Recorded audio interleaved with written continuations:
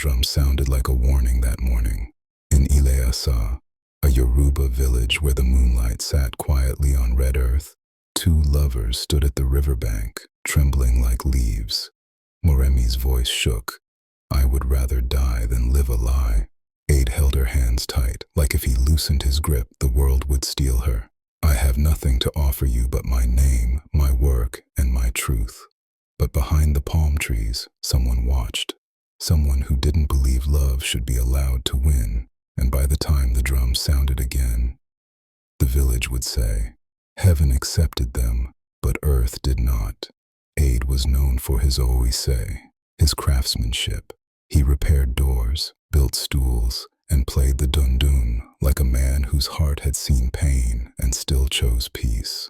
Moremi was known for her smile and courage. She helped her mother sell palm oil and apa in the market. She greeted elders with respect, but she never lowered her eyes to injustice.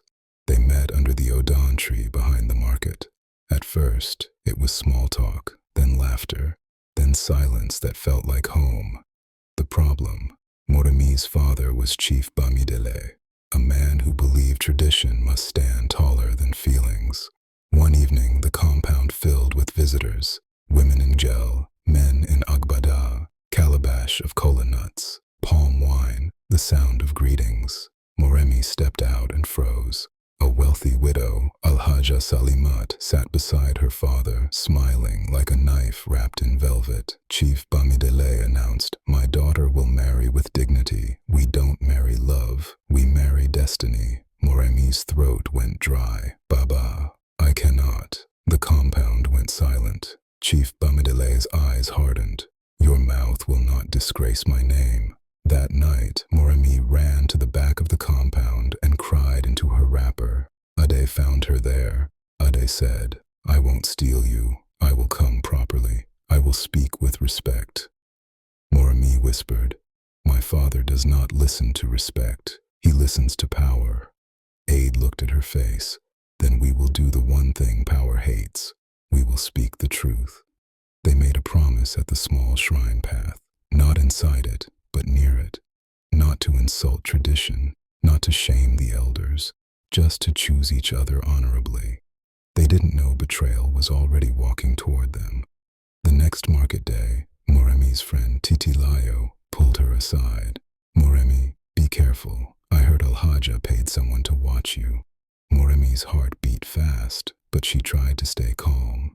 Later, as Moremi handed palm oil to a customer, a small boy bumped into her and her necklace fell. It was a simple pendant, but it carried Aid's carved mark.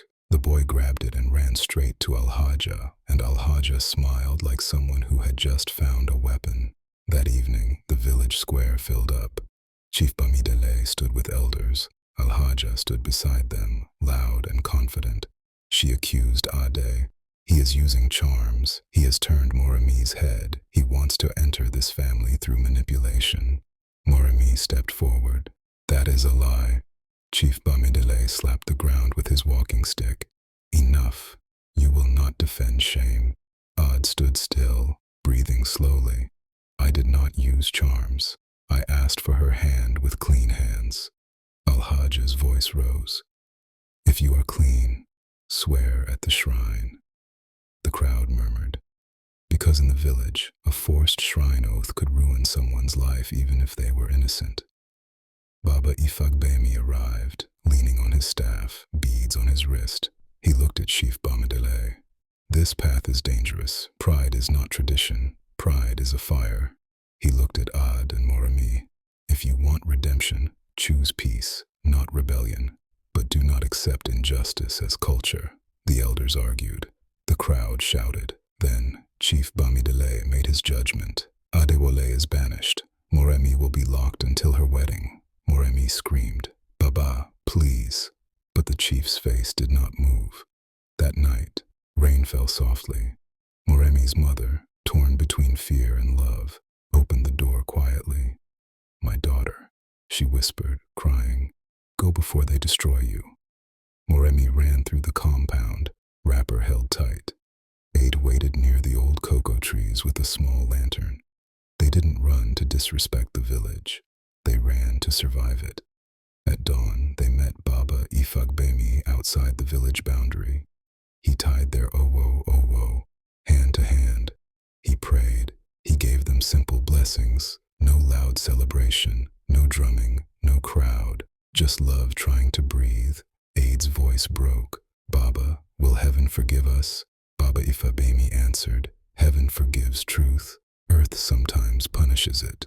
But Al-Hajja was not done. She sent men after them, not to bring them back peacefully, to punish them.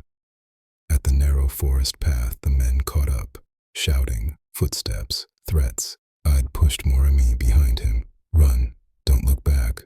Morami refused. I won't leave you. A struggle, a fall, a sharp cut from a broken calabash bottle. Aid got injured, bleeding fast. Morami held him, her hands shaking. Aid, no, not like this. He tried to smile. Even now, I'm happy I chose you. They reached the riverbank again, where the story began. Moremi saw the village men approaching, and she understood. If they captured them, they would be tortured, humiliated. Their love would become a public warning. Aid whispered, weak, they can take my body, but they can't take my truth. Moremi cried, if earth won't accept us, then let heaven keep us. She held him close, and as the talking drum echoed faintly from far away, the two lovers stepped into the river together, not in madness, in a final refusal to let cruelty rewrite their love. Aftermath. The village wakes up. The river returned their bodies at sunrise.